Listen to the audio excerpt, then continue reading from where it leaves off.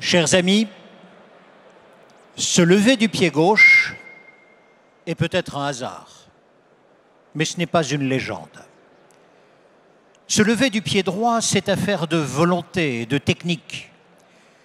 La bonne humeur, l'optimisme, ça se travaille. Christophe André est expert APM, il est psychiatre à l'hôpital Sainte-Anne à Paris. Longtemps, il a soigné des troubles émotionnels. Depuis plusieurs années, il a inversé son approche en cultivant l'art de se protéger par une vision réaliste du monde. Consolider nos émotions positives soir et matin, voilà le meilleur moyen de s'ouvrir positivement à l'inconnu. C'est la gym tonique des gens heureux. C'est nécessaire quand on a le goût du risque, c'est utile quand s'adapter est indispensable. Je vous demande d'accueillir Christophe André.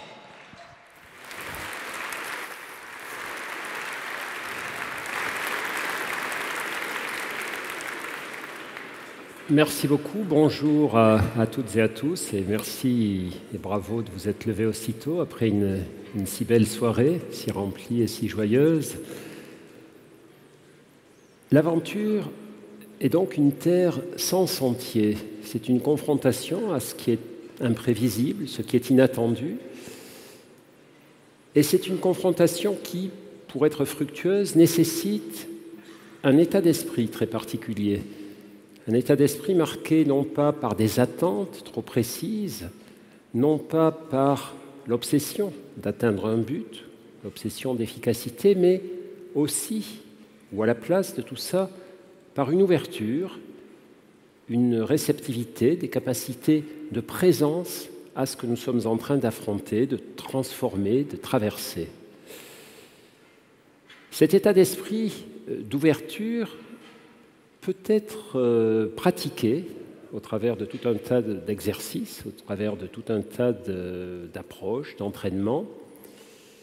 Et il correspond à la face intérieure de l'aventure. Et il y a en effet des aventures intérieures très simples qui nous préparent aux aventures extérieures que nous aimons rencontrer et affronter.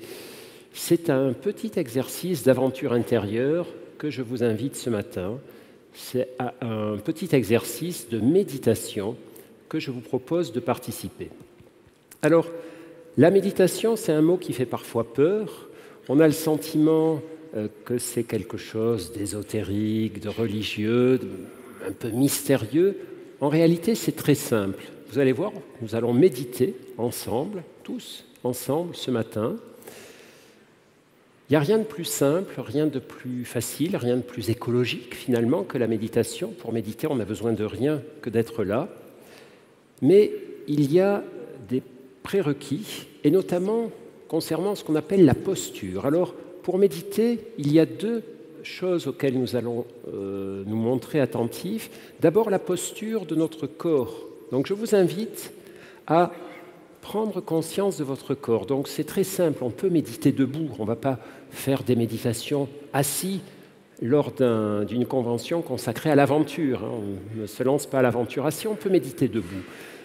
On écarte légèrement les pieds du sol, donc on n'est pas comme ça, mais de la largeur des épaules. On se redresse. Vous pouvez chercher quel est le meilleur point d'équilibre en vous penchant un tout petit peu en arrière, un tout petit peu en avant, pour voir finalement quel est le point où vous êtes à l'aplomb de vos pieds. Les bras sont le long du corps, les épaules ouvertes, de manière à ce que notre respiration se fasse tranquillement. Vous pouvez fermer les yeux. Lorsqu'on démarre, ça permet de mieux se centrer sur ce qui est en train de se passer en nous. Vous pouvez aussi les ouvrir, si ça vous rassure, si vous préférez ou si vous avez l'habitude. Voilà pour la posture du corps. Une précision, nous ne sommes pas dans un monastère zen. Vous avez le droit de bouger. Vous savez que quand on médite dans les monastères zen, on doit rester dans la posture. Là, si le nez vous gratte, si vous avez besoin de changer de position, faites-le tranquillement, tout va bien. La deuxième posture à laquelle je vous invite, c'est une posture de l'esprit. Lorsqu'on médite, on lâche toute forme de poursuite d'objectifs immédiats. Ça nous fait beaucoup de bien d'ailleurs de lâcher l'obsession du résultat immédiat. On ne fonctionne pas comme ça au quotidien, malheureusement. Donc on ne médite pas pour être zen, on ne médite pas pour faire le vide. Simplement, ce que nous allons traverser ensemble pendant cet exercice, c'est chercher à être présent, se rendre présent à notre expérience, à cet instant. Que se passe-t-il en moi à cet instant? Et notre expérience à cet instant, elle commence peut-être par la conscience que nous avons un corps, normalement, la conscience que ce corps est en train de respirer. Et je vous propose non pas de réfléchir à votre respiration, de mentaliser sur votre respiration, simplement de la ressentir. Là encore, nous passons toutes nos journées à réfléchir et assez peu à ressentir. Lorsqu'on médite, on peut prendre le temps de ressentir.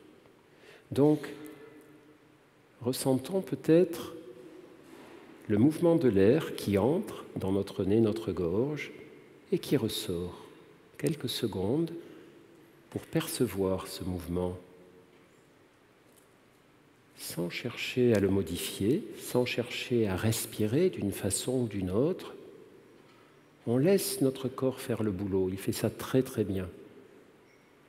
On prend juste conscience que notre souffle est là, tranquille. On peut ressentir aussi les mouvements de notre poitrine et de notre ventre à chaque inspiration, à chaque expiration. La poitrine et le ventre s'élèvent et s'abaissent à leur rythme. Laissons-les faire, rendons-nous simplement présents à ce mouvement de notre souffle. Nous pouvons aussi observer comment, à la fin de chaque expiration, il y a un tout petit temps d'arrêt et l'expiration se transforme en inspiration, sans que nous ayons quoi que ce soit à faire. Et à la fin de chaque inspiration, un petit temps d'arrêt et l'expiration arrive tranquillement. Prenons quelques instants pour bien ressentir ce mouvement de notre souffle qui nous accompagne en permanence, mais auquel nous ne sommes pas toujours attentifs.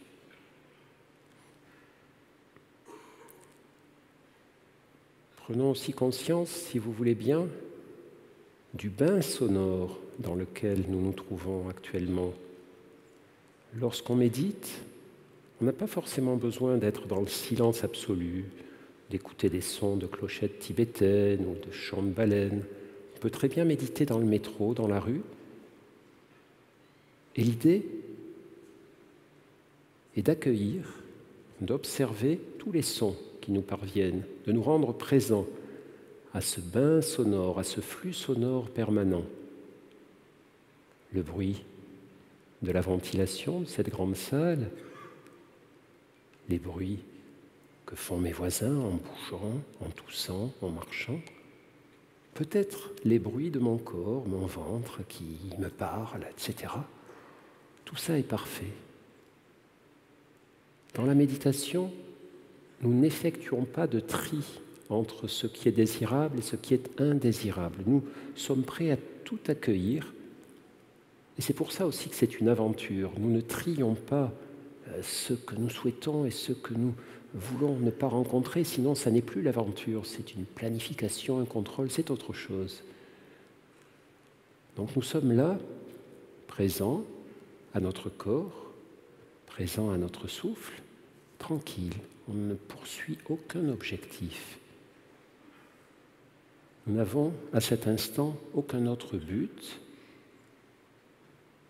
que celui d'être présent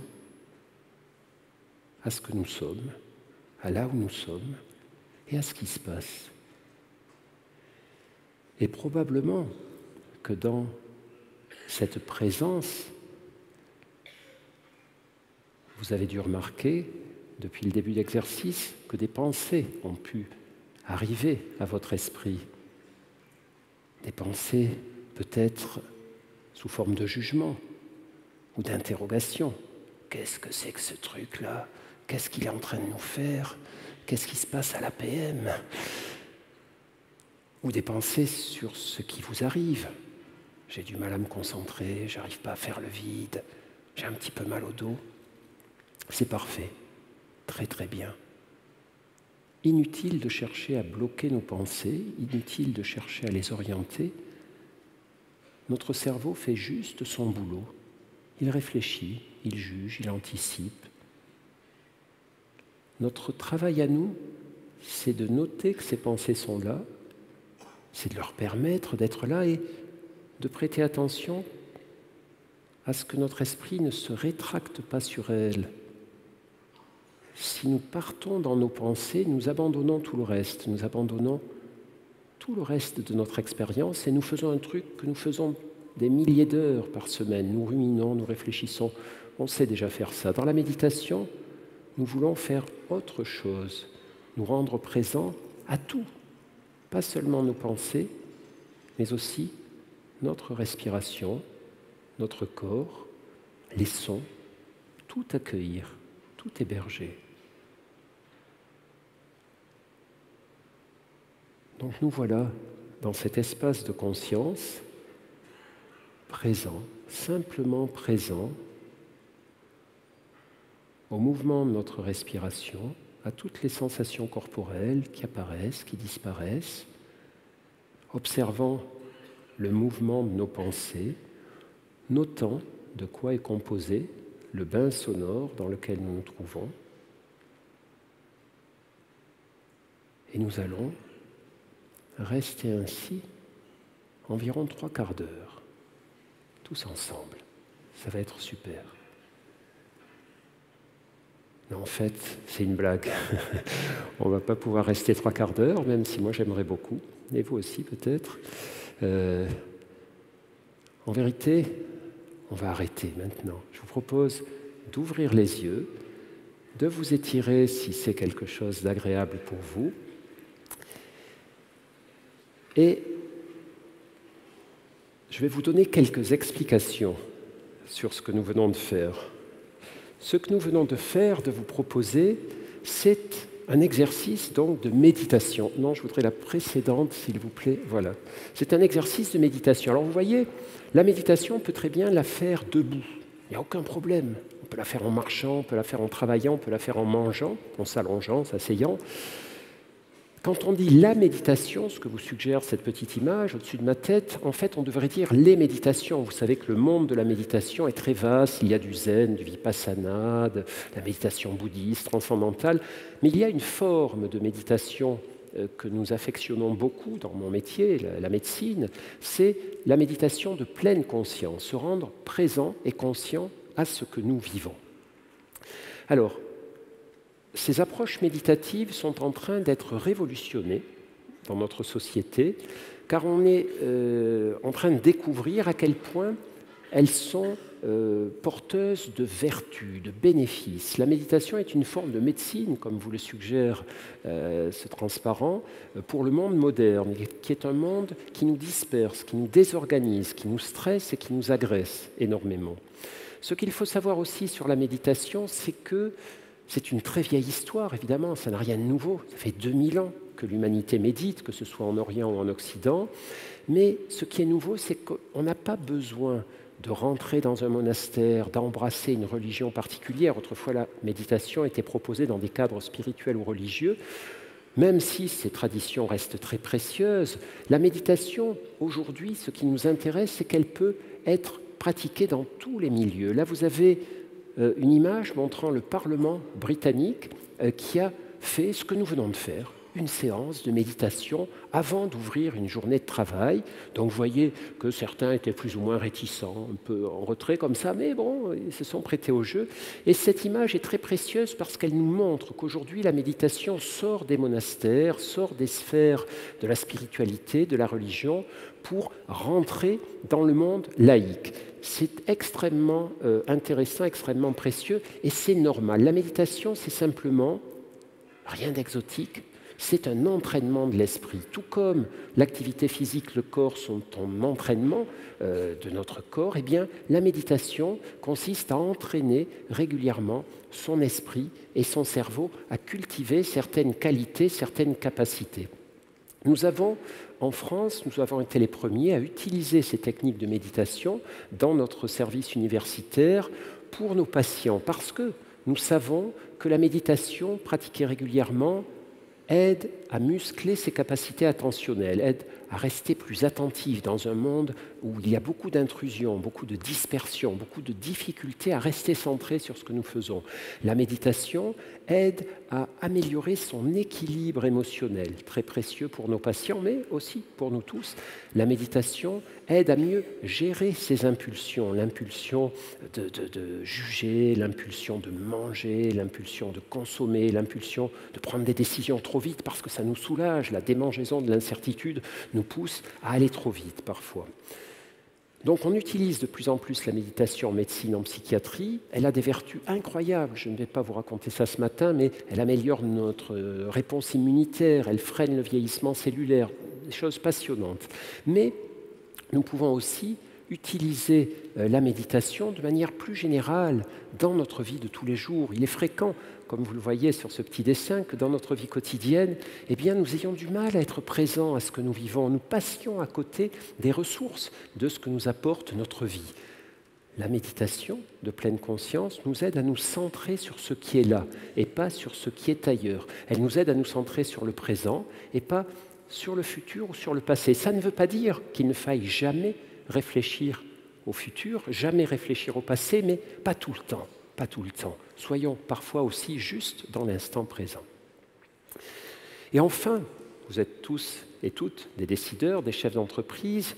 Bien sûr que les chefs d'entreprise sont ouverts à ces choses-là, que les entreprises sont ouvertes et qu'elles ont vu à quel point la méditation pouvait apporter des gains en matière d'efficacité, de performance, d'intérêt pour l'entreprise. Mais ce serait du gâchis si vous ne vous intéressiez à la méditation que pour cette dimension, que parce qu'elle aide à gérer le stress, que parce qu'elle aide à être plus créatif.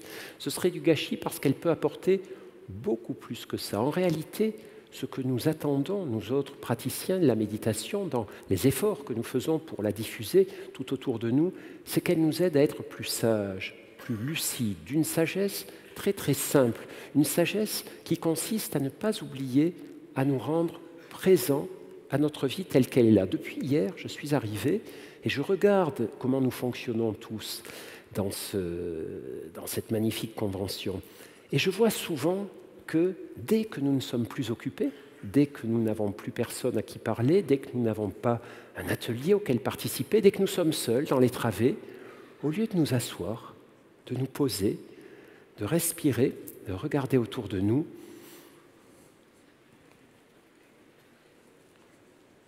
nous consultons nos écrans. Alors, peut-être que c'est important, peut-être que c'est urgent, mais j'ai bien l'impression que souvent ça ne l'est pas et que nous aurions intérêt, et je vous invite à le faire aujourd'hui, plus souvent que nous ne le faisons spontanément, à nous asseoir, nous poser, faire exactement le petit exercice que nous venons d'effectuer ensemble. C'était la première chose que je voulais vous dire avant de vous quitter. La deuxième, c'est merci beaucoup de vous être prêtés à cette expérience un petit peu insolite. Merci beaucoup.